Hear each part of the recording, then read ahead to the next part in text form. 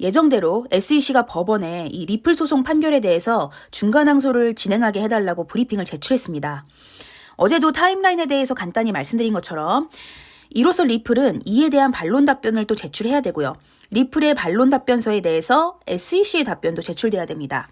자, 그렇게 되면 토레스 판사와 항소 법원은 해당 신청서를 검토하고 이 중간 항소, 이 전체적인 프로세스를 밟을 수 있도록 할 건지 최종적으로 결정을 해야 되는데, 만약 SEC의 이 중간 항소 요청이 받아들여지지 않는다면 원래대로 2023년 이후에 있을 재판까지 다 마무리가 되고 난 다음에 그때 SEC가 정식적으로 항소를 진행할 수 있게 됩니다. SEC가 어떤 내용으로 중간에 항소 신청을 했는지 간단하게 말씀드릴게요. 이전의 영상에서도 말씀드렸듯이 중간 항소를 제기하기 위해서는 3가지 요건이 충족돼야 합니다. 첫 번째, 법의 지배적인 문제를 포함하는 경우, 두 번째, 상당한 의견 차이가 있는 경우, 또 세 번째, 중간 항소가 소송의 효율성을 높여서 이 소송의 마무리를 앞당길 수 있는 경우, 이렇게 3가지인데 SEC는 프로그램의 판매와 그리고 기타 판매가 왜 중간 항소의 대상이 되는지 이 3가지 요건에 맞춰서 정리를 했습니다. 첫 번째, 법의 지배적인 문제를 포함하는 것에 대해서 다음과 같이 이야기를 합니다. SEC는 암호화폐 하위 테스트를 적용하는 것이 피고, 즉 리플이 투자 계약을 제한하거나 판매했는지에 대한 순수한 법적 문제를 포함한다고 주장을 하는데, 그들이 이야기하는 하위 테스트에 근거한 이 법적 문제는 이미 토레스 판사가 그들이 요청한 그 3개의 카테고리의 입맛에 맞춰서 판결을 내려주고 있습니다.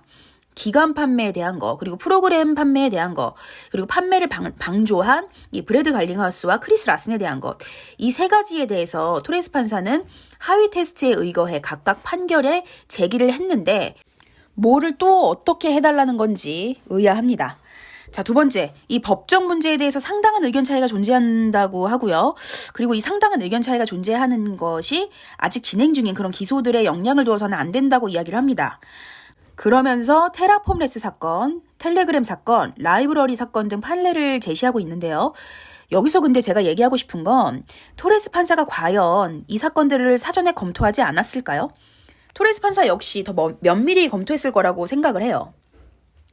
그리고 리플 판결에 대해서 그런 판결을 내린 건 이거는 한 문제에 대해서 지금 각기 다른 상당한 의견 차이가 있는 그런 게 아니라 각각의 사안이 지금 다른 별개의 사안이고요. 또 다른 쟁점 사항들을 각각 가지고 있기 때문에 이게 다르게 판결한 것이라고 생각을 합니다. 자, 각각의 사안이 어떻게 다른지 비전문가들은 모르기 때문에 이걸 객관적으로 법적 검토를 받기 위해서 법원의 도움을 청하는 것이라고 생각이 돼요. 자, SEC의 신청문은 본인들이 명확한 규제 없이 진행한 이런 무자비한 기소들을 토레스 판사의 판결로 인해서 영향을 받을 수가 있으니까 멈춰달라는 건데, 그렇다면 역으로 지금 SEC가 진행한 기소들도 다 중단돼야 되는 건 아닌가요? 자, 그리고 세 번째, 이런 즉각적인 항소가 결국에는 이 소송 종료를 앞당길 것이라고 하면서 만약 중간 항소가 거부되면 결국 본인들은 항소를 할 것이기 때문에 이거 시간 낭비라고 합니다. 여러분, 이 신청문에 대해서 어떻게 생각하시나요? 제가 만약 토레스 판사라면 이 정도 신청문 가지고 다시 한번 이 법에 대한 위선이라고 호통치면서 항소 받아주지 않을 것 같습니다. 이 신청문에 담긴 또 흥미로운 내용이 있습니다. SEC는 다음과 같이 이야기를 하는데요. 본인들은 XRP가 증권이 아니라는 사실과 관련해서 이의를 제기한 게 아니다 라는 말을 합니다. 한편 존 디튼 변호사는요, SEC가 언제 XRP를 디지털 자산이라고 부르는 데 대해서 이의를 제기하지 않았냐, 네가 언제 그랬냐 라고 놀라움을 표현했다고 하죠. 즉 SEC가 거짓말하고 있다는 얘기예요. 그렇게 얘기를 하면서 지금 7만 5천여 명의 XRP 홀더들 끝까지 SEC와 싸울 것이라고 얘기를 했습니다. 동시에 모든 의견서가 제출이 되면 본인이 판사에게 리플이 제공하지 않은 관점이 있다면 별도 의견을 제출할 수 있을 것 같다고 의사를 밝혔습니다.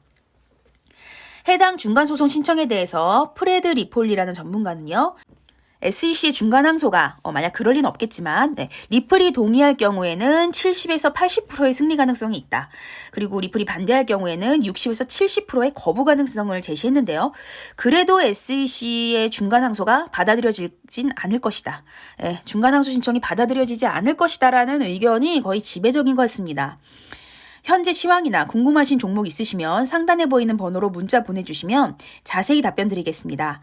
오늘 영상도 시청해 주셔서 감사합니다.